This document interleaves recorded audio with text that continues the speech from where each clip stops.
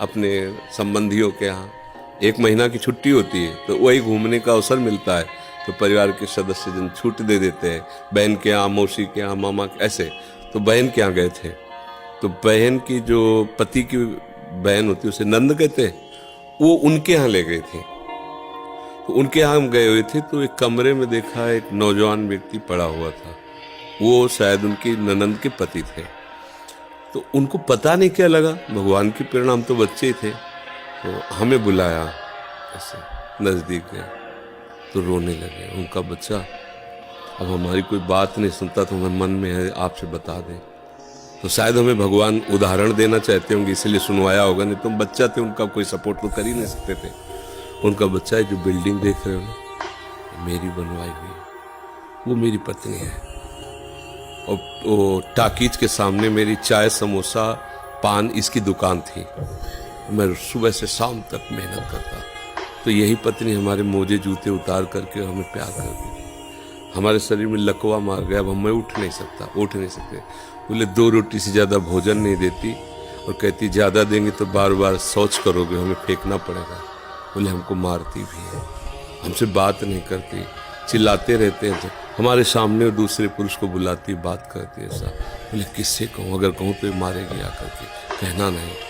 तो हम बच्चे थे, पर वो बात हमारे दिमाग में, हम बार बार सोचा इस विषय कि मेरे से क्यों कहा। शायद मुझे शिक्षा भगवान दिलाना चाहते थे, एक उदाहरण हमारे दिमाग में। देखो ये वो बता रहा है कि जब मैं कमा के आता था तो मेरे जूते मोजे उतारती थी, मुझे प्रेम करती थी। आज वही पत्नी है, मेरा ही सब वैभव है, मुझे रोटी भर पेट है, क्योंकि लकवा मार गया, शरीर बेकार हो गया, अब वो पड़ा ऐसे। अब उस व्यक्ति का कौन मित्र होगा? कोई प्यार से बात, तभी तो हम बच्चे थे, हमें बुलाया, कोई प्यार से बात नहीं कर सकता। वही व्यक्ति है जिसने अपने जीवन को सजाने की चेष्टा की, लेकिन एक मित्र है जिसको नहीं जानता था। इसीलिए अगर उस मित्र को जानता होता तो उसको रोना नहीं बनता, वो केवल उसी से बात करता और जीवन बदल जाता। वो कर तुम अकर तुम अन्यथा कर तुम, सच्ची मानो। हमें डॉक्टर ने कहा था, आज के कम से कम 17 वर्ष पहले, दिल्ली के थे, सब जांच की, उनका बाबा तुम संत हो इसलिए तुमसे कोई छुपाव नहीं है, तुम्हारा कोई घर का नहीं कि जिससे मैं बता सकूं, तुम्ही से डायरेक्ट कह रहा हूं। 2-2.5 वर्ष, आखिरी 5 वर्ष, ये किडनी खत्म और आप मर जाओगे। तो इसलिए बता रहे हैं कि आप भजन कर लो बस 2-2.5 वर्ष और। तो हमने भी ठान लिया था कि हाँ ठीक है, ऐसा ही। आज 17 वर्ष तो हो ही गए, लगभग 17 वर्ष, बड़ा लंबा सफर है। अभी आपके सामने बैठे, फेल भी है और पास भी है। नहीं पास है, देखो जो दिनचर्या हमें चाहिए वो हमारे शरीर कर रहा है, तो हम पास है। और फेल इसलिए कि संसार की दृष्टि से वो किडनी फेल है। अगर भगवान का भरोसा ना होता तो सोचो आज हम कितने परेशान होते, शरीर को लेकर, पैसे को लेकर, कितना खर्चा, कैसी दवाइयाँ, कहाँ से डॉक्टर कहाँ लाते, क्या कुछ नहीं करना होता।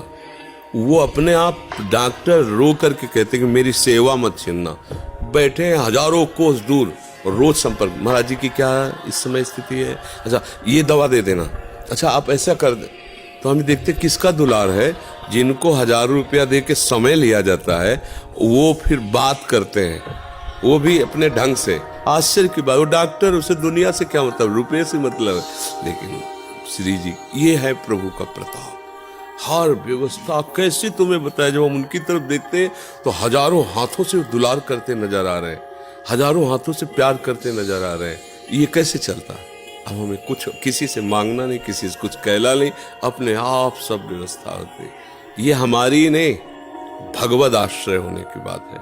अगर भगवद आश्रित नहीं हो तो वो अमाल पत्नी होती, बच्चे होते, किसी के काम की तरह नहीं गए थे, तो क्या कहते?